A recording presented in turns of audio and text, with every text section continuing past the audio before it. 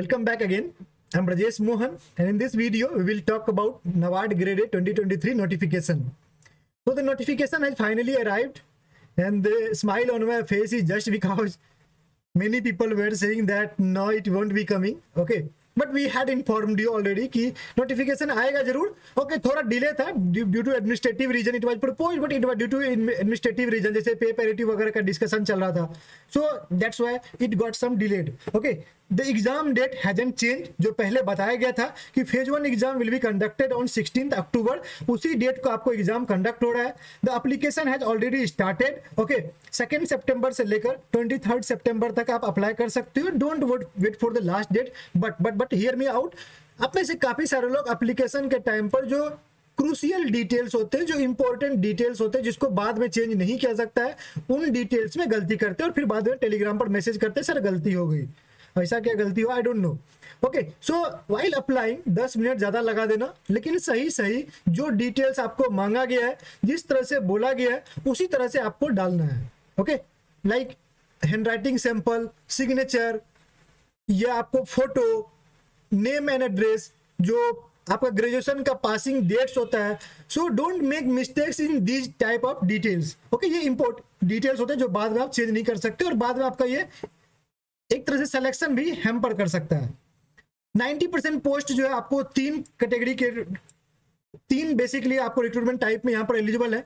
There are 11 disciplines. Okay, जिसके लिए 150 vacancy जारी की गई है. What are those 11 disciplines? So these are the 11 disciplines जिसके लिए आपको पोस्ट जारी की गई है. Out of these 11 disciplines, most post are only for 3 disciplines. And what are those? General में आपको सभी लोग एलिजिबल होते हैं. All the kind of graduates are eligible.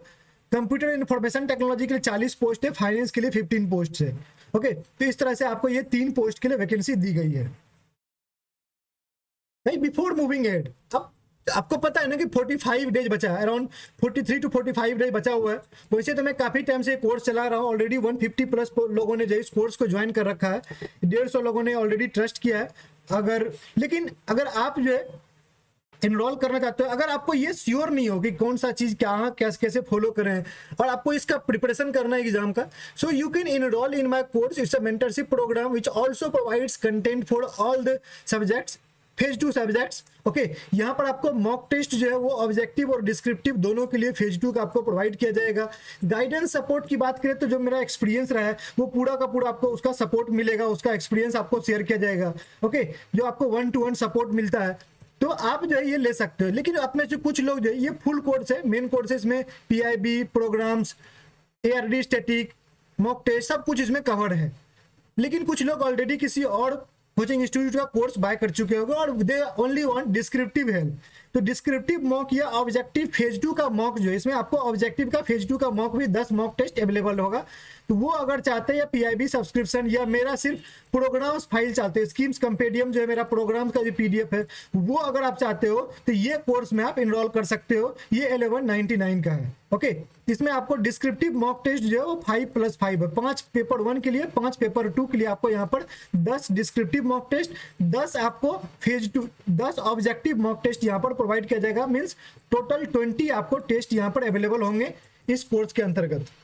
Same आपको ये 20 आपको इस वाले में भी अवेलेबल होगा. एडिशनली पीआईबी आपको इसमें जनवरी से फ्री दिया जाएगा. इकोनॉमिक सर्वे वगैरह सब कुछ आपको यहाँ पर फ्री में अवेलेबल कराया जाएगा. अगर हम लोग एलिजिबिलिटी क्राइटेरिया की बात करें, और इसका लिंक जो है वीडियो के डिस्क्रिप्शन में अवेलेबल है, साथ ही साथ आपको कमेंट बॉक्स में भी पिन किया हुआ है, तो वहां से आप इनरोल कर सकते हैं क्लिक करके. अगर एलिजिबिलिटी क्राइटेरिया की बात करें तो उन्होंने 21 से 30 साल रखा है. जो डेट कैलकुलेट होगा वो 1 सितंबर को कैलकुलेट होगा. मैंने यहाँ पर क्लियरली लिख रखा है कि कौन कौन से लोग एलिजिबल हैं. यहाँ पर उन्होंने थोड़ी गलती की है. उन्होंने सितंबर में नोटिफिकेशन एक दिन डिले लेट जारी किया है, और इस कारण से जिनका भी डेट ऑफ बर्थ आपको अगस्त में था वो एलिजिबल नहीं रह गए. So if you are also one of those student, तो आप मुझे टेलीग्राम पर कॉन्टैक्ट कर सकते हैं. कुछ लोग एचआर को मेल वगैरह डालने का प्लान कर रहे हैं, तो आप भी डालकर देख सकते हो. अगर कुछ फायदा हुआ, अगर उन्होंने 1 अगस्त को काउंट करना स्टार्ट कर दिया, तो मैं भी काफी सारे लोग जो 6-7 महीने से प्रिपरेशन कर रहे थे, दे कैन बी एलिजिबल. तो okay, if you are also one of those, तो you can contact me on Telegram. As relaxation यहाँ पर 3 इयर्स का है ओबीसी के लिए, और 5 इयर्स का आपको यहाँ पर SC ST के लिए, जो PWD कैटेगरी से आते हैं उनके लिए 10 एंड 15 इयर्स रिस्पेक्टिवली आपको मिला हुआ है। आपका जो एजुकेशनल क्वालिफिकेशन है, जो भी एजुकेशनल क्वालिफिकेशन यहाँ पर आपको जितने भी पोस्ट हैं वो कैलकुलेट आपका 1 सितंबर ऑन एंड बिफोर, मतलब कि आपका 1 सितंबर 2023 को रिजल्ट जारी हो जाना चाहिए। अगर इस डेट या इस डेट के पहले जारी नहीं हुआ है तो आप एलिजिबल नहीं हो। जिसका रिजल्ट 2 सितंबर 2023 को आता है वो यहाँ पर एलिजिबल नहीं है। ये चीज आपको ध्यान रखना चाहिए। जो यहाँ पर जनरल पोस्ट के अलावा जो वैकेंसी है, जो बाद बाकी 10 पोस्ट है, उसके लिए आपको सेपरेटली सभी पोस्ट के लिए अलग अलग एजुकेशनल क्वालिफिकेशन मेंशन किया गया। देख सकते हैं आप यहाँ पर एकेडमिक क्वालिफिकेशन जो है वो अलग अलग मेंशन किया गया, सेपरेटली मेंशन किया गया है। तो यहाँ पर ये चीज लिखा गया है कि जो चीज में बैचलर्स डिग्री या जो भी डिसिप्लिन बोला गया है, इट मीन्स कि the candidate must have studied that discipline as a main subject in respective category courses, respective degree courses, and it must be mentioned in the degree certificate issued by the university and institute। तो अगर आपको बोला गया MBA finance तो आपका ये mention होना चाहिए कि आपने MBA फाइनेंस से किया हुआ है। अगर आपको मेंशन किया गया है bachelor degree in computer science तो आप BTech CSE, BTech EC, BSc computer science, BSc IT ये वाले स्टूडेंट होने चाहिए, BCA वाले स्टूडेंट आप होने चाहिए। ये चीज आपका कंप्यूटर में पेंशन होना चाहिए। अब ऐसा नहीं कि जो बीटेक EC है, जो इलेक्ट्रॉनिक्स एंड कम्युनिकेशन इंजीनियरिंग है, वो भी कंप्यूटर पढ़ता है 4 सेमेस्टर, वो भी आपको कंप्यूटर पढ़ता है, बट वो यहाँ पर एलिजिबल नहीं है। ओके तो ऐसा नहीं आपने सब्जेक्ट पढ़ाना चाहिए, एज ए मेन सब्जेक्ट आपने पढ़ाना चाहिए, ये उन्होंने यहाँ पर दिया है। सैलरी काफी इंपॉर्टेंट है। सैलरी पर कई वीडियोज बनते हैं यूट्यूब पर और उसमें हजारों में व्यूज होते हैं। एक अच्छा जरिया है वीडियो को पॉपुलर कराने का। मैं भी आप कुछ दिन में ये कोशिश करने वाला हूं कि मैं भी सैलरी पर अच्छे खासे वीडियो बनाना स्टार्ट कर दूं। ओके तो सैलरी की बात करते हैं तो नबार्ड में अभी रिसेंटली पे रिवीजन हुआ है और आपको अराउंड ग्रॉस सैलरी 1 लाख रुपए है। ये आपको सिटीज पर वेरी करता है क्योंकि HRA जो है वो अलग अलग सिटीज में डिफरेंट होते हैं। ओके हाउस रेंट अलाउंस जो मिलती है वो आपको डिफरेंट होती है। तो ग्रॉस है तो इसमें देखो ग्रॉस का मतलब होता है कि इसमें डिडक्शंस भी होता है। ग्रॉस और नेट में डिफरेंस क्या है, नेट में आपको डिडक्ट करके आता है। ओके तो ग्रॉस में से कुछ अमाउंट डिडक्शन हो जाएगा माइनस डिडक्शन जैसे PF रिलेटेड डिडक्शंस या जो भी आपको NPS रिलेटेड डिडक्शंस होते हैं वो डिडक्शंस के बाद आपको नेट मिलता है। नेट आपको 88,000 के अराउंड इन हैंड मिल जाता है।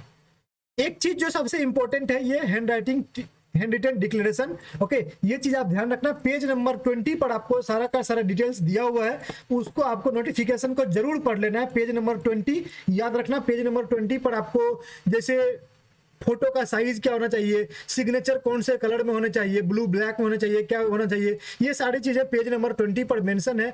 वो चीज सभी लोग ध्यान से पढ़ोगे। Here me out, page number 20 ध्यान रखना।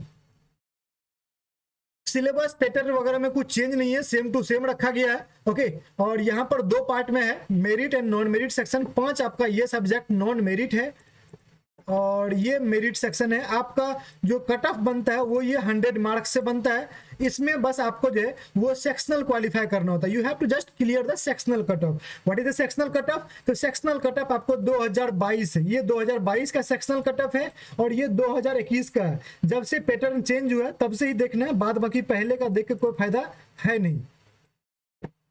पहले वाला देख के कोई फायदा है नहीं। 2021 और 2022 का आप देख लो। ओके यहाँ पर दिया हुआ है सेक्शनल कट ऑफ, उससे आप क्लियर कर सकते हो। ओवरऑल कट ऑफ ये वाला है तो ओवरऑल कट ऑफ यहाँ पर आप मैच कर लेना। ओके आप यहाँ से देख सकते हो ओवरऑल कट ऑफ किस तरह से वेरी किया था। अगर हम लोग फेज 2 एग्जाम की बात करें तो फेज 2 एग्जाम में पेपर 1 और पेपर 2 कंडक्ट होगा। पहले मॉर्निंग शिफ्ट में पेपर 1 कंडक्ट होता है। 1 आवर का आपको गैप मिलता है, ब्रेक मिलता है आपको लंच एंड ब्रेकफास्ट के लिए। उसके बाद फिर से आप लौट के आते हो, once again you do all the verification और फिर आपका पेपर 2 स्टार्ट होता है। पेपर 2 आपका यहाँ पर 2 आवर्स का होता है जिसमें 30 मिनट्स का आपका ऑब्जेक्टिव सेक्शन होता है और जैसे ये 30 मिनट खत्म होगा ऑटोमेटिकली आपका 90 मिनट्स वाला जो है वो पेपर 2 का पार्ट 2 जो डिस्क्रिप्टिव टाइप है वो आपका स्टार्ट हो जाता है। यहाँ पर आपके 6 questions will be there, will be 6 questions. Out of these 6 questions part A and part will be there, part B will be there.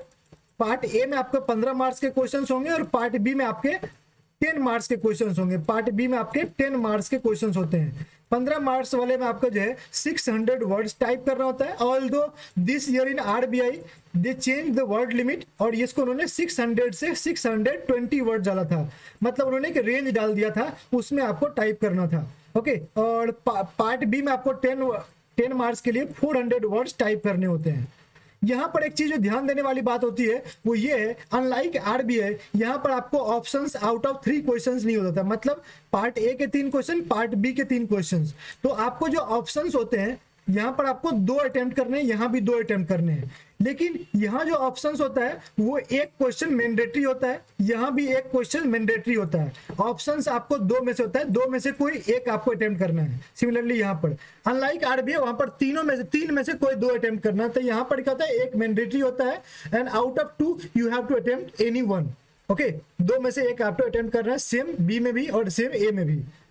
यहां पर देखो उन्होंने डबल स्टार मार्क या स्ट्रिक्स दिया, वो इसका साइन मतलब क्या है कि कुछ क्वेश्चंस यहां पर 2 मार्क्स के होंगे और कुछ क्वेश्चंस यहां पर 1 मार्क्स से होंगे। So there will be 20 questions. Objective section की बात कर रहा हूं जहां पर 2 मार्क्स का होगा and it will have weightage of 40 marks and 10 questions will B of 1 marks.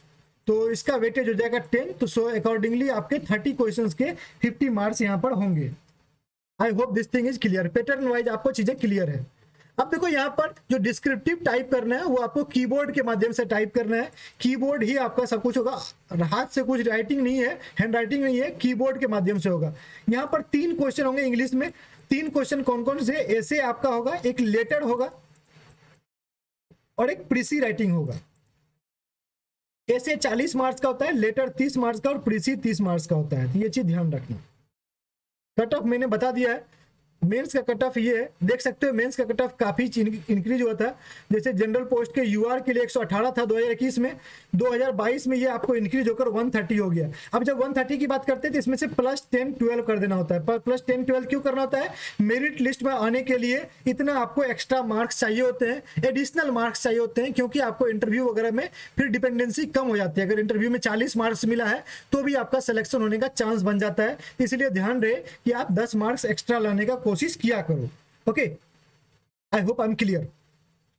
Final cut off जो था वो ये था। फाइनल कट ऑफ 2021 में 164 था जनरल पोस्ट के लिए and this has increase to 171। इस तरह से आप वीडियो को पॉज करके यहां पर आप देख सकते हो कि कट ऑफ जो है वो किस तरह से वेरी किया। यहां पर मैंने रीजन भी दिया हुआ है कि क्या रीजन था, इंटरव्यू में किस तरह से आपको जो है मार्क्स मिले थे, कैसे मार्क्स वेरी किया था, हर चीज यहां पर बताया गया। ऑलरेडी ये सब डिस्कस किया होता है तो इसलिए मैं इस पर टाइम नहीं लूंगा।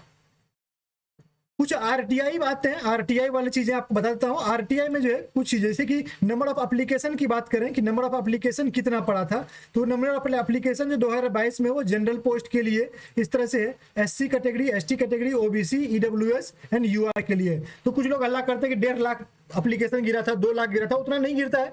नवाड में कम ही लोग अप्लाई करते हैं, तो इस तरह से आपका अवेलेबल है, तो आप इसको देख सकते हो। यहाँ पर ये आरटीआई मेंस में कितने लोगों ने एपीआर किया था, इसका भी आपको आरटीआई डाला हुआ है, कैटेगरी वाइज आपको बताया जा चुका है, यहाँ पर देख सकते हो। अब देखो यहाँ पर जब इंटरव्यू में लोग सेलेक्ट हुए हैं, ओके, कि इंटरव्यू के लिए जो लोग सेलेक्ट होते हैं उसमें आपको कैटेगरी वाइज बताया गया है कितना लोग सेलेक्ट हुए हैं। ओके, इस तरह से आपको कैटेगरी वाइज डिटेल्स दिया गया है। और एक क्वेश्चन यहाँ पर यह था कि जो यूआर कैटेगरी होता है, आपको यूआर पता है ना, अनरिजर्व्ड कैटेगरी है, उसमें कोई भी आ सकता है। जैसे कि लेट सपोज मैं ईडब्ल्यूएस से हूँ, राइट, और मेरा जो कट ऑफ है, मैं जनरल का कट ऑफ क्लियर कर लेता हूँ। मतलब कि जो मार्क्स थे 118 मार्क्स मेरे 120 आ जाते हैं। देखो ईडब्ल्यूएस का कितना है, ईडब्ल्यूएस का है 115, राइट, और जनरल का है 118। 2021 की बात कर लेते हैं। तो अगर मेरे 120 आ गए तो I will be clearing the cut off UR category. Okay, मैं आपको यूआर का कट ऑफ क्लियर कर लूंगा, तो मेरा जो इंटरव्यू के लिए सिलेक्शन होगा वो यूआर से हो जाएगा। बाद में फिर भी मान लो मेरा मार्क्स इंटरव्यू में कम आ जाता है, तो मैं ईडब्ल्यूएस से फिर रिटर्न हो सकता हूं। मैं अगर फाइनल मेरा ईडब्ल्यूएस से क्लियर हो रहा होगा, पहले मेरा चेक किया जाएगा कि क्या मेरा यूआर से सिलेक्शन हो रहा है फाइनल। अगर नहीं हो रहा है तो फिर मुझे ईडब्ल्यूएस में चेक किया जाएगा कि क्या ईडब्ल्यूएस के कट ऑफ से मेरा सिलेक्शन हो रहा है, तो उसके बाद फिर जो है अगर मेरा ईडब्ल्यूएस हो रहा है तो मुझे ले लिया जाएगा, अगर मेरा ईडब्ल्यूएस से भी नहीं हो रहा होगा फिर मुझे डिस्क्वालीफाई कर दिया जाएगा। इस तरह से आपको डिसाइड होता है। तो उसी के लिए हमने आरटीआई डाला था और आरटीआई बताया गया कि ऐसे 9 कैंडिडेट थे, 9 कैंडिडेट्स थे जिनका सिलेक्शन आपको इंटरव्यू के लिए वो जनरल डिसिप्लिन हुआ था। 24 ऐसे कैंडिडेट थे ओबीसी के जिनका सिलेक्शन आपको जनरल डिसिप्लिन से हुआ था। 3 एससी कैटेगरी और 1 एसटी कैटेगरी के ऐसे स्टूडेंट थे जिनका सिलेक्शन आपको, जिन्होंने जनरल कैटेगरी का कट ऑफ जो है वो क्लियर किया था इंटरव्यू स्टेज के लिए। Okay, so that was the RTI, ये भी आप ध्यान रख सकते हो।